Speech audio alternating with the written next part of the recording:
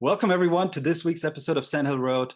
This week's guest is Russ Heddleston, who's the co-founder of Docsend. Russ, welcome to the show. Where does this podcast find you today? I am in Tahoe, California today, and thank you for having me on the show.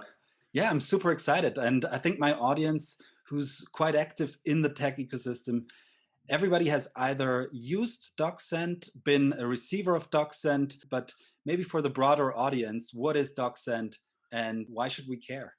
Well, you don't have to care if you don't want to, but the way I describe DocSend is on some level, it's just a really easy way to send and track a document. The internet should have something that does that. If you're fundraising, it's great because you can see if an investor reads it, how long they spend on each page, if they forward it to their partner or not, right? You can disable downloading, you can have dynamic watermarking, you can turn things off later.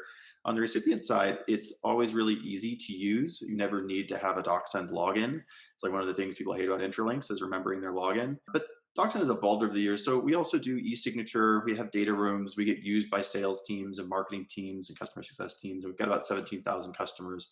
But the opportunity we saw was, Box, Dropbox, Google, Microsoft weren't going to build this. And, there are a lot of point solutions, but they're expensive and they're targeted enterprise. And we just wanted to build something that was easy to use, relatively affordable, and it was great at what it did. I remember the first time I got a Docsend link, it was just like this weak signal. And nowadays my inbox is full with the links and it's been like an avalanche. So I'm extremely excited to have you here with me today. But before we dig more into Docsend, let's take a step back and find out a little bit more about your background. So Docsend isn't your first time at the founder seat. You started another company before, which was sold to Facebook. You've been quite transparent saying that it was indeed an acqui-hire. And I'm currently in close contact with a founder who's going through such an acqui-hire transition. And I told him, well, if you wanted to work for Apple or Facebook, starting a company seems like the most cumbersome interview process that you could have chosen. Yeah, I agree with you. If you want to work at Facebook, you should just to go apply and work at Facebook. And getting there through a talent acquisition is much more difficult and it's very uncommon. And talent acquisitions over the years have kind of gone in and out of favor. I mean, there's always been a market for really good talent, and good talent often wants to go build something on their own. For us, there's definitely quite a bit of whiplash around, like, as a founder, you're out there pitching saying this is going to be huge, and then you have to turn around and admit it's not working and go work at a company. Like, there's a lot of mental dissonance there. For Pursuit specifically, it was a great learning experience for me. I had two co-founders. We were all software engineers. We had a whole bunch of ideas on this list about what we wanted to tackle in the HR space. And, we jumped at the first one. We started writing code. We got 50, 60 companies signed up, 2,000 users. And we were kind of like looking at the data and talking to people. And we're like, uh-oh, this is not going to work. And it took us about a year. And I had a lot of learnings from that. And so we were going to pivot to the next item on our list. And we'd raised a small seed round. And we're going to pivot to the next idea on the list. And so we messaged people saying we're going to shut it down. And Facebook invited us to be like, hey, no, come work here. There's a lot of stuff we need help on. So we interviewed at Facebook and LinkedIn and decided to go to Facebook. And what I told my co-founders at the time was like, if we go there for a while, and then we can always come back to this next item on our list. This is an interesting opportunity, and it could be really fun. And my boss there, Gokul Rajaram, just an awesome guy. We're still in touch, and he's an investor in Docsend. And it was true. I had a great experience at Facebook. Feel very lucky that I got to go through the fundraising process, raising around, and then going through the M&A process. You had this position at Facebook. You were a product manager in the Pages team. You get used to a certain lifestyle. I always say there's nothing more addictive than a monthly paycheck. And nevertheless, at one point you decided, well, this is a cozy corporate setup, but I got to be a founder. How was that process of saying, okay, let's do it again? Yeah, I mean, I wouldn't say that it's my DNA to be a founder. Talking to some people who are founders, they it's like, oh, I had this idea when I was 5, and it's like, I don't know, it's never really struck me that way. Like, I grew up in South Dakota for the most part, and I didn't have an email address before getting to college, so I felt like I was really coming from behind getting into this whole tech world.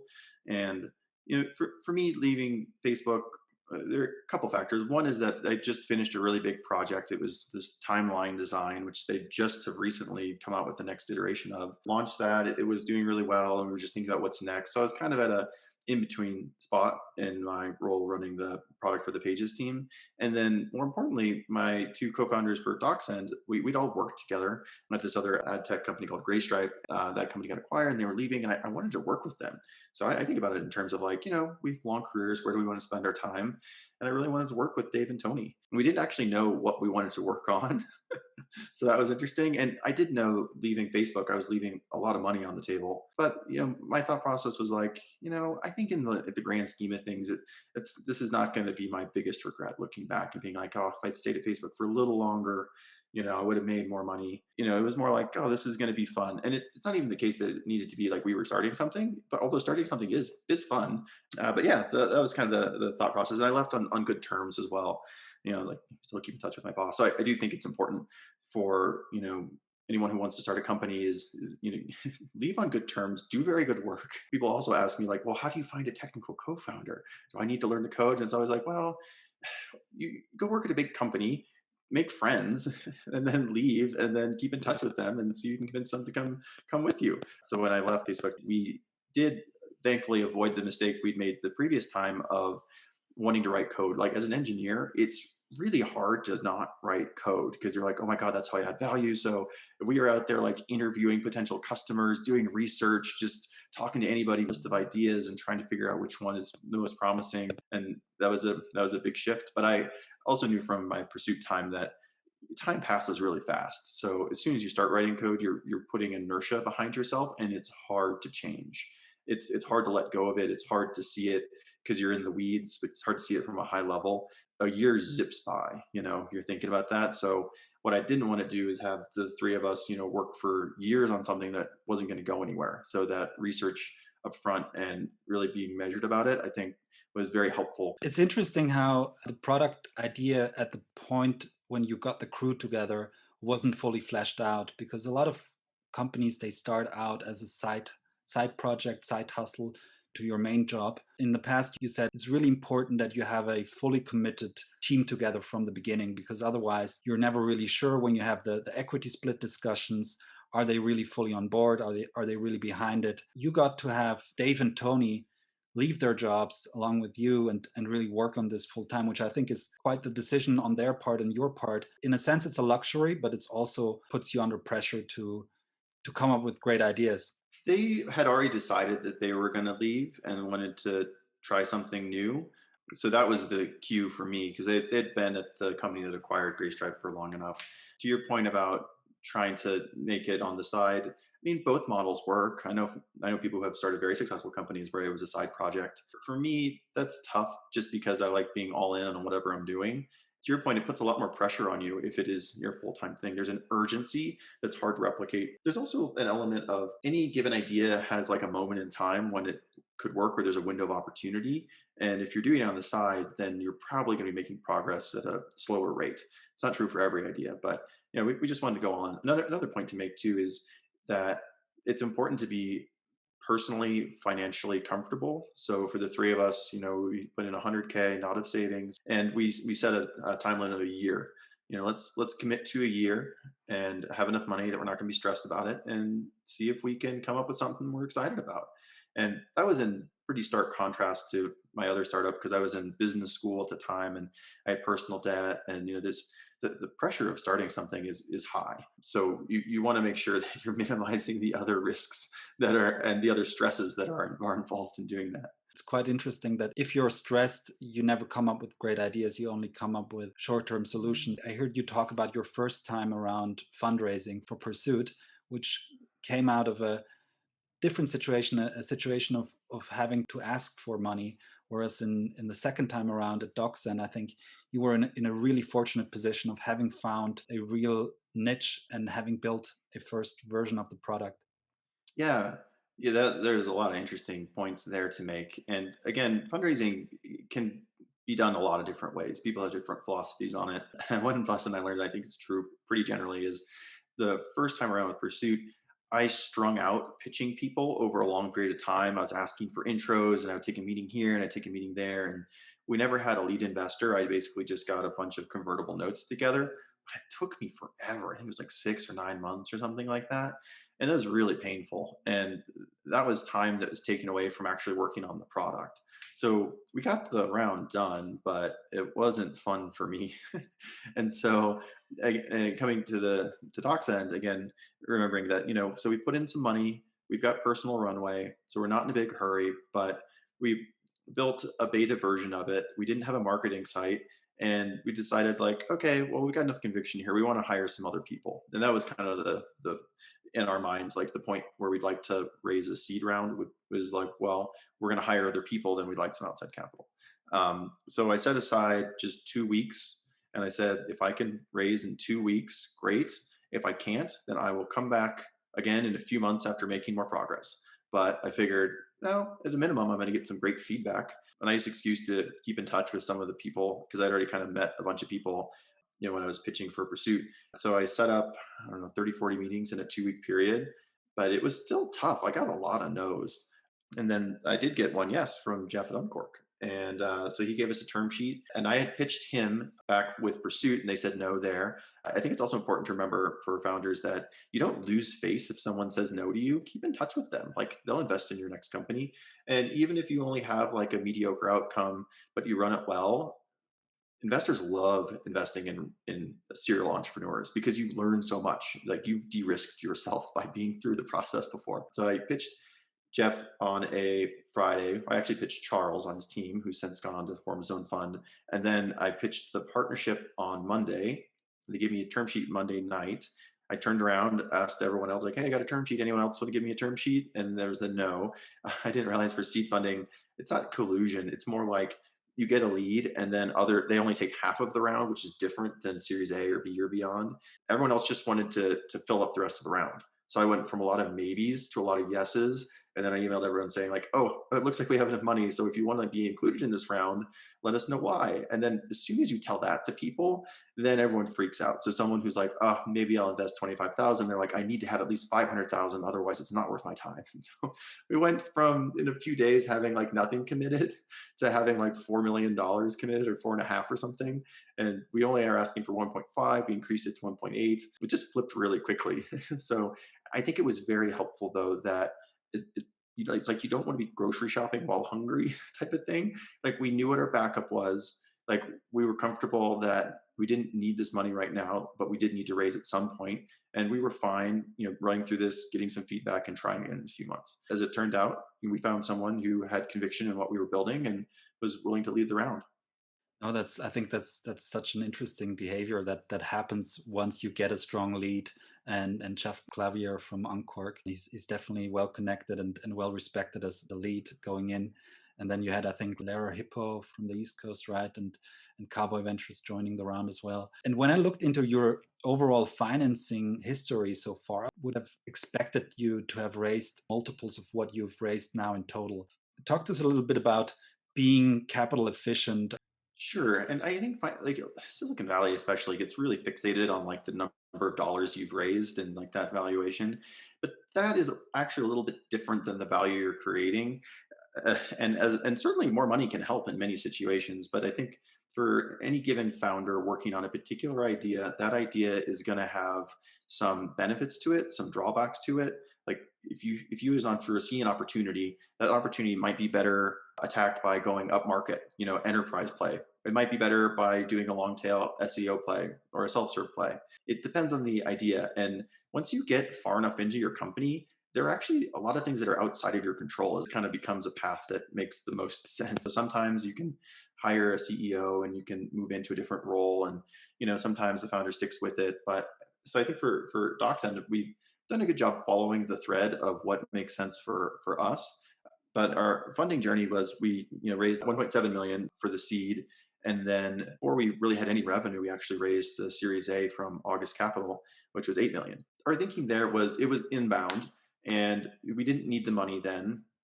However, I figured that we would probably need the money at some point and it would allow us to move faster. So we weren't at break even, we weren't making any money. So then we raised our Series A. So we'd raised 9.7 million, didn't really have any revenue, and had to figure out what on earth our business was. So we did burn a lot of money. We tried a lot of things. We tried selling to enterprise, which is still a great path for us. We still have a lot of enterprise customers.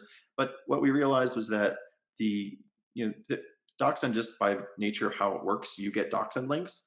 There's a natural viral component to it, and there's also a really big word of mouth component to it. It spreads. So, in 2018, we decided to go all in on that, optimizing self-serve. And there are a bunch of things that go into that. People always ask me like, "Oh, how do you do product-led growth? How do you do like self-serve?" And there's like no silver bullet to it. It is a lot of hard work.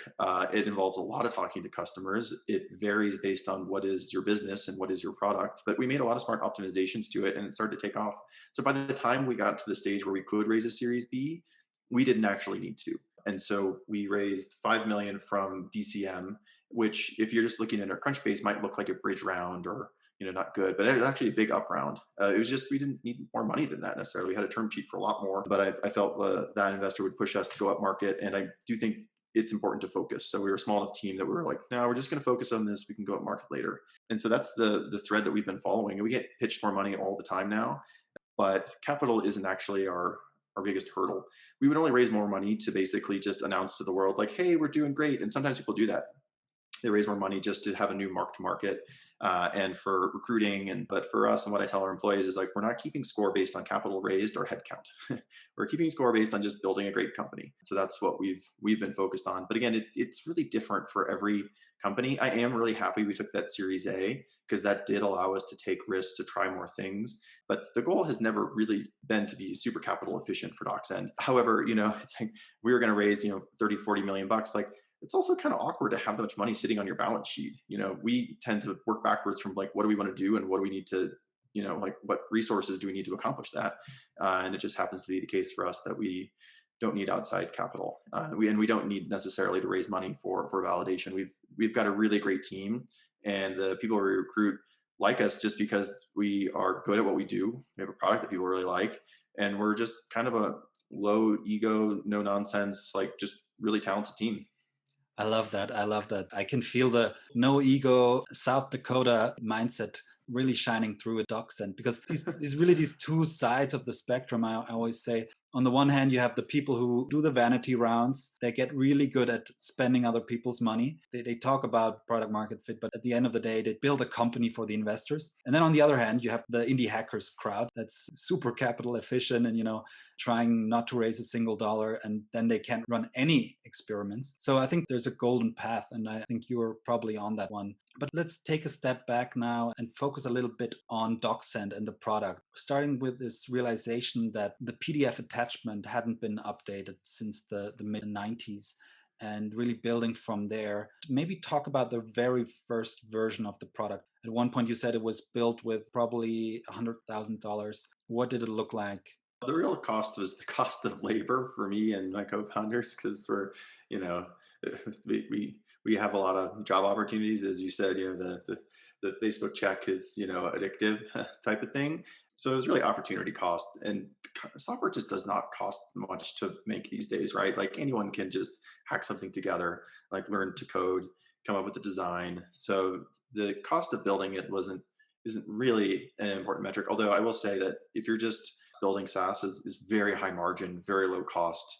Other businesses do have more actual capital requirements up front. So I think that's one of the reasons that SaaS companies are valued so highly. But yeah, the first version, we kind of thought about this as, okay, we should be able to send and track stuff. I want to see if they read it. And I was thinking in my head, like every meeting that starts with, did you read the document? It's like, that's just wasted breath every time. Or, in fundraising, people being like, oh, I'll take a look. And they didn't take a look, or they took a look and they didn't respond. But just trying to understand, like, what is happening to these very important documents that are being sent around? Like, I just like to know. And so that was the first version. It was the ability to create multiple links pointing to a document. Then for each of those links, when someone goes to it, we track how long they spend on each page. And because it's a unique link, we can see who they forwarded to, and we prompt them for their email. And that was the first version. And before we even had a marketing site, I would actually give it to friends who are raising capital, and I'd give it to them for free in exchange for just giving us product feedback. So we never really intended for it to be just like a fundraising tool. We always wanted it to be something bigger, but that was the easiest place to start. So we just started iterating from there. And then we launched it at TechCrunch Disrupt in 2014, just so long ago. But we didn't know if it was going to be B2B or B2C. We're like, maybe students will use it for their resume, or maybe it'll be used in who knows. So it was just free at first. We didn't charge anything, and we just kind of wanted to see where it goes. And after we launched it, we saw a spike, which is great. But then it kind of like increased it at like a linear rate, which is, as a founder, like, it's not exponential. It's just a linear rate.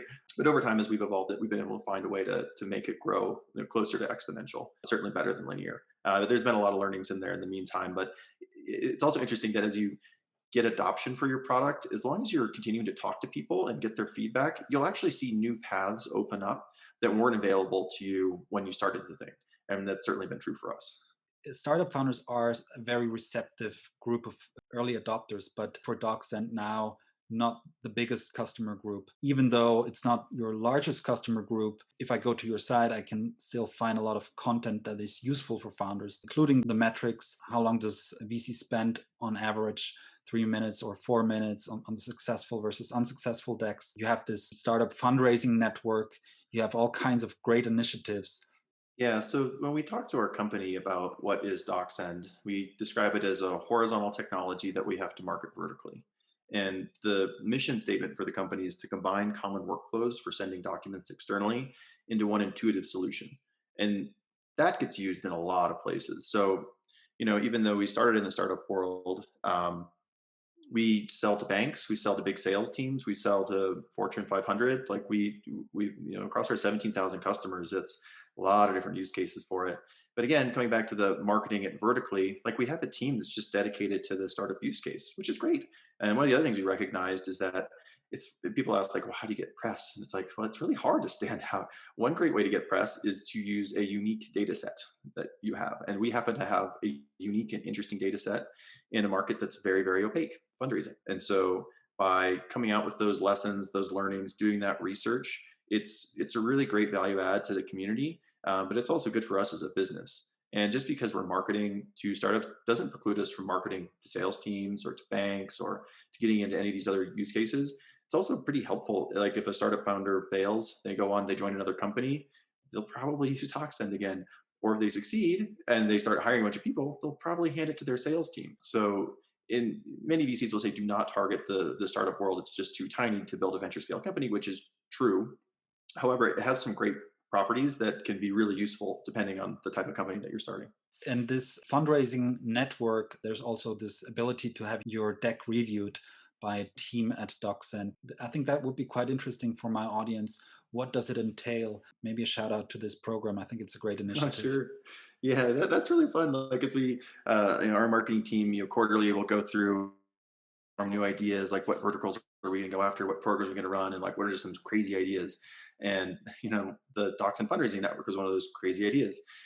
And so it is the combination of some tech on the back end to analyze decks, and it's a small team that will review them. But we put together 70, 80 lead VCs that are part of this network. And again, we're only focused on lead investors. Going back to my own experience fundraising, once you get a lead, it's really easy to fill it out. So we're trying to screen for the best decks, and they can come from anywhere. They don't have to be US based. They don't have to be Silicon Valley based. And it's basically like a matchmaking service. We're pretty discerning. Depending on the quarter, only 10 to 20% of the decks that are submitted get approved. But then this team knows for these 80 lead investors, like who has preferences for B2C, B2B, enterprise, product led, those sorts of things. And so we can just easily send the deck to everyone who's relevant. And it's really gratifying to see people get funding that way. And we look at it from a company perspective, just as most founders use Docsend anyway, and that's the only requirement. And we have a $10 a month plan. There's a free trial, but they have to send us a Docsend link to their deck. So it's training people, but it's free. So that seems like a reasonable trade-off. But yeah, it's been really fun. There are a bunch of other services out there, and so the goal of the fundraising network isn't to like take over the world or be the only way to get in front of VCs. It's basically just to save founders the effort of having to like build a giant list and get warm intros, which is just so much work. And so you should do that too. And if there are any other ways that a founder can get investor intros, you should use those as well. You don't have to only use the fundraising network, but it's just one more tool to help make founders' lives easier, especially when going out and raising capital. Another unique thing about how we've structured it is that we actually give founders feedback on their decks. So if you send your deck to a seed investor and it's not a fit, they'll just say, "Oh, I need to see more traction," or "It's just not a fit." But it's not in their interest to actually give you feedback, which is really frustrating because I need to see more traction is often a euphemism for something else, but they're just not going to tell you. So even for the decks that we reject, we do give them feedback, which we've been told has been very helpful for many.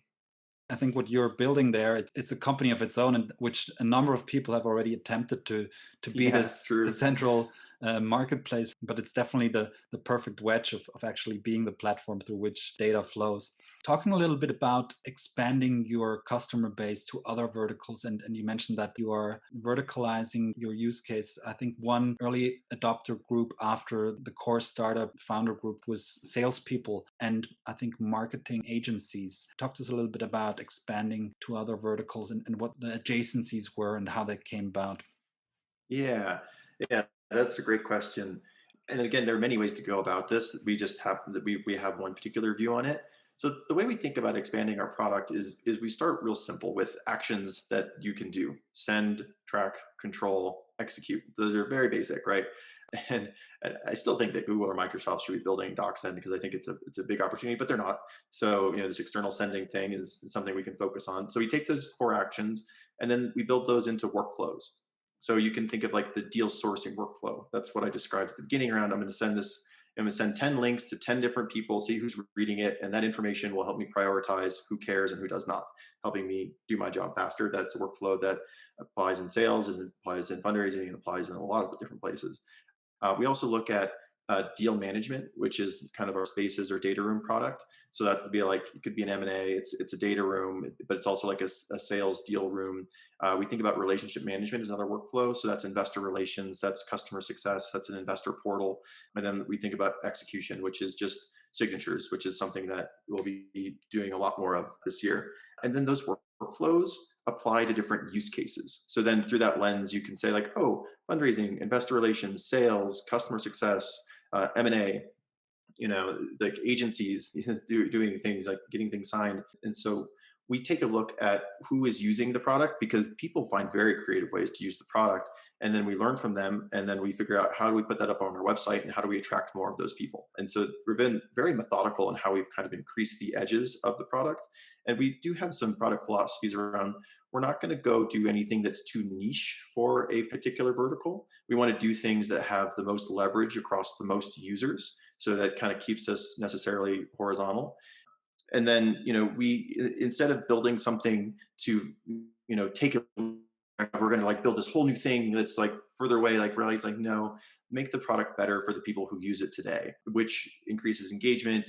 And then it kind of like naturally spreads itself. So those are some of the guideposts for us that we've used as we've kind of built out the product. Tons of different use cases for Docsend. Like an unintended consequence was, after we were getting founders to use it, and if you go on Twitter, there are all these like tweet storms from VCs being like, "Send me a PDF," and it's like that's not really our problem. This is a tool that makes fundraising a little bit easier for the founder. So most VCs are big fans of the product and they're like, whatever makes it easiest for entrepreneurs, but there are a few ones who are vocally against it. But we looked at the data last year and over half of venture capitalists use Docsend for their own fundraising.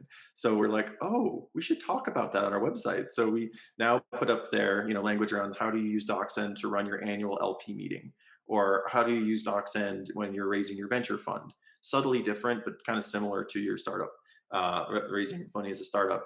But then we also see it in, sales teams are adopting it. And so what's the content that we can use to target sales teams or agencies like PR agencies? We're such a good fit for PR agencies. And then we also get these really interesting inbound deals. Like there was a public company that the CISO wanted a tool he could give to employees to do the right thing. And he tried a bunch of the enterprise grade, security oriented. They were all kind of clunky. They were pretty expensive. And he was asking a friend who's a venture capitalist, hey, how do you solve this problem? You have a lot of sensitive documents. He's like, you haven't heard of Docsend? And so the CISO comes to us, says he has this problem. It's us versus Microsoft and Adobe and Docsend One. And so we'll see things like that. We're like, oh, that's interesting. I wonder if all other CISOs have that problem. Maybe we should go talk to them. So we're kind of in a constant cycle of seeing where we're getting traction, seeing what the needs are, and then for that given audience, asking ourselves, well, what are the sales or marketing playbooks we can run to speed up that adoption process? Because smart people will just figure it out. But for, kind of late adopters, kind of that crossing the chasm thing, we need to have the case studies, we need to have the marketing material, we need to have everything up on our website to just make it really obvious, like why Docsend for that particular audience. And I think one really interesting example of really expanding the product by learning about how users actually use it on a day-to-day basis was when you had a couple of marketing agencies building WordPress showcases. I think it was sort of their marketing portfolio, and they Hmm. would build custom websites, integrate Docsend links. I heard you, and that sort of gave you the initial idea and impetus for coming up with Docsend Spaces, which is one really great product. Talk to us about the vision of that product and where it could go. Yeah, yeah, and this is actually just an interesting story about the evolution of any product and like following the thread. And while I was at Facebook, Chris Cox, when he would talk about it back in the day, you'd say, we just would watch user behavior and see where users were running into walls and then try to unblock them. So in the very early days of Facebook, they saw people who were going and checking multiple profiles, seeing like, is there something new? Is there something new? Because you had your little wall, and they're like, we should just build a news feed, and like that was a revolutionary concept. Facebook would not be what it is today without that. But that was something they found by just watching people. And in Docsend, we saw, yeah, we had some agencies that would we'd see like, oh my god, you're embedding Docsend links in this like weird website, and you're paying a developer to build it. Like, we can do that for you. And as it got checked to be like, how common is this? We looked in our own database. What we looked for were documents in Docsend that had Docsend links in those documents. And so what people were doing is like they would create, a Google slide, and then they'd have little images on there, and then they'd hyperlink them to Docsend links, and then they'd put that document back in Docsend and create a link to it. And so they're basically trying to send one link to a collection of documents, which does not seem like rocket science. So we're like, okay, we can build that. So that's Spaces. And then when we launched it, we saw people using it in a variety of different ways, but people were using it as data room. So then we were talking to those people and they wanted more security. So we're like, okay. So we added dynamic watermarking, we added an allow list, we had authenticated viewing so that you need to know that it's your email address. And that was like awesome. And so I'm like, oh my God, now we're in the data room market. One of the other requests was, we really would like to sign an NDA. I have someone sign an NDA before they get into this data room.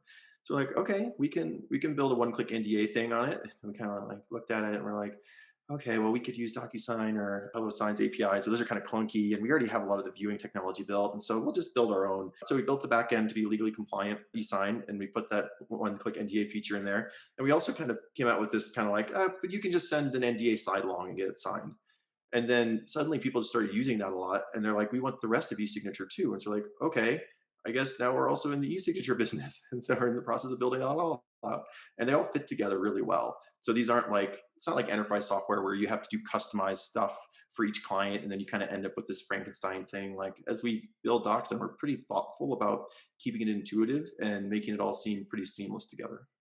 Yeah, I love how the original product was being additive within the workflow of people and then methodical about expanding, tracking the behavior and seeing, where can we really add value. And talking about value and capturing value, pricing. The first version of Docsend, it was freemium. If I go to the website today, it looks like a pretty standard SaaS pricing page where you start out with an affordable self-service option and you go upstream. In the end, you also have an enterprise version. I assume from my outside perspective that the bulk of the revenue and the bulk of the attention is still on the self-serve cohort rather than moving too much upstream. Talk to us a little bit about how you thought about pricing, how you think about pricing going forward. Yeah, so I think of things less as enterprise versus self-serve, and I think about like, who are you building for? So all these stories I'm telling about, like people using features and having needs, those are the people who are actually using the software. That's the end user. So we're very focused on building for the end user. If you get to, if you talk about, a CISO or a CRO or, someone in sales enablement or product marketing, they're often buying software on behalf of others. So you get the economic buyer there. And the end user and the economic buyer often don't need the same thing. And so you'll kind of see this difference in the market where enterprise products just are different to use than things that are built for the end user. We do plan to go build for the economic buyer, and we have a lot of features for them, but by and large, we skew towards building for the end user. When we started Docsend, it was free. And we thought, hey, it might just take off like crazy, which could have been a valid path for the company, like millions of users. But as I mentioned, it was linear. So we're like, okay, we're going to have to charge. So we started charging $10 a month, and we're like, well, let's go try to go up market. So then, like, okay, we got $10 a month. We have enterprise. We'll put in a team plan at $30 a month. And we picked $10 just because, that's like, Dropbox pricing, or just like, it's like the smallest amount I could justify and be like, let's just see. Conversion did go up, by the way. People didn't trust us because we weren't charging. So it looked a little shady. So we actually started growing faster once we started charging. And then over time, we were selling enterprise, and we had all these people ask support, like, hey, are you the service that does blah, blah, blah? We're like, yep. And then they'd sign up for the enterprise plan, which wasn't really meant for them. It had a lot of like user, like admin features and team features. And so we, in 2018, were like, let's just put everything from enterprise, or almost everything, into self-serve plans. So then we decided to make the standard plan the average cost that we were selling at, which was 45. So we left personal at 10, we had standard 45. I was talking to like the managing director of a bank in Toronto, and he was like, it's ridiculous. Your service is basically free. And I was like, oh no, you're paying us $10 a month. He's like I said, it's free. And his secretary was using it and paying for it. And so we put in this, we called it at the time finance plan, at $150 a month. So it was 10, 45, 150. The finance plan, we didn't have any differentiation at first. We just talked about it differently. There's a case study from the Ford Eddie Bauer car, where it was a ridiculous car in the 90s that was just way more expensive and branded for Eddie Bauer. And that car didn't sell a lot. What happened was the previously most expensive Ford sold a ton more. It was a really successful car for them, but ironically, they just didn't sell that much of the car. And so we were thinking that might happen for us with the finance plan, putting it up there, even though it had no differentiation. Just made the 45 price point seem more reasonable. But surprisingly, people started buying it, like, even though there's no differentiation. And again, our conversion rate went up. We just weren't charging enough, and people didn't feel like it made sense to pay that little for our product. And so then we just started adding, the rest of the features, and we turned it from the finance plan into the advanced plan. And then that's the plan that, can really replace Intralinks, or can be used as a data room, but it's also more flexible, can be used for a lot of stuff. So our pricing journey, I don't know how similar it is to other companies' pricing journey, and I'm sure it's not optimal. We're going to revisit it again later this year, because again, as we add more value to these plans, maybe we can charge more. But we're never going to have a model where we charge like a separate price for eSign. We're very much bundling these things all together, and they'll be across different packages. But revisit it again and see if maybe something different makes sense today. And we've left the personal plan there just because I think the internet should have a relatively cheap send and track a PDF feature. That's just something that should exist. And $10 seems fine. I should also mention that we used to be freemium and decided not to be freemium anymore. And for some companies that works, for some it doesn't. For us, our users are all B2B. They're all businesses, and these are usually like pretty well-off business people that are trying to get something done. They could all afford to pay. So we pulled out the freemium, but we did leave in the personal plan there, that we thought that just made sense. Talking about the future and about what's next for Docsend, you mentioned the new product on the e-signature side. Is it expanding in that region, or what's the ideal 2021? It's going to be a really fun and exciting year. We're growing our engineering team by only 50%. And the idea there is that, my co-founders and I have worked on teams that grow a lot faster. And it can just be hard to make sure you onboard people, make sure they feel like they have impact, make sure everyone's in the right swim lanes. That's how much we're going to grow the engineering team. And then we're also going to grow the marketing team quite a bit, because we have a bunch of new programs we're going to run. Support and customer success kind of grow as a function of the need that we have for it. And then we're investing a lot more in like operations and getting a couple more analysts, and, in HR and kind of all those areas. And so that's kind of like on the people side. And then on the what we're building side, we get all this inbound that is us versus Intralinks, and we know exactly what our gaps are. And oftentimes we can replace them and we win. Sometimes we don't. And so we know exactly what the feature gaps are, and we'll have those built like relatively quickly. And it's the same for e-signature. Like we know where the gaps are. And in my mind, if you're trying to compete with DocuSign, it's not creating a 10x better e-signature product. I think it's bundling e-signature in with other workflows. I think that's the disruptive thing. So those would be the two pushes this year. And then once we have those feature sets, there are all these new marketing playbooks that we can run. There are these new verticals that we can go after. And so a lot of it is just blocking and tackling and executing this year. And we're fortunate to have like a great team, and they're just a ton of fun to work with. So from my point of view, yeah, things are great. They're getting better, and we'll have to decide at some point when we'd like to go up market. But we'll probably do like what a Lucid Chart did, or an Airtable or any of the other ones that are kind of in the same category around, get your product built really well for the actual user. And then on top of that, build go to market approaches that'll target larger companies and build out those feature sets required to service those larger companies. So that's kind of how we think about the future. I'm so excited. You saying that you're going to replace Intralinks. Everybody who's ever worked in finance, his heart just melts. There's so much white space in that area. So super excited that you're tackling this heads on. We already get used as a data room all the time. It's just, continuing to make it better so we can go up market and be more relevant. And what always is interesting to me is that what one person's using as a data room, another person is using as a deal room, is selling, doing an enterprise sale, another person's using it as their investor portal. So it's still really horizontal. All these things just make sense together. But yeah, certainly on the pricing side, pricing per page is just awful. And the data room market gets a bad name because it's episodic in many instances. And so, that means high churn rate, which is going to mean low multiple on your revenue. However, it's just such a big need in industry that we feel like it's time that someone do something different there. Absolutely. So, Russ, we have 5 minutes on the clock. One thing I wanted to ask you, you're hiring a lot of new people. Scaling a startup is always so complex, and you seem like a thoughtful second time founder, more on the cautious side, probably thoughtful on who you bring in. You just mentioned you're just going to grow by 50%. What are the main challenges in growing and scaling up?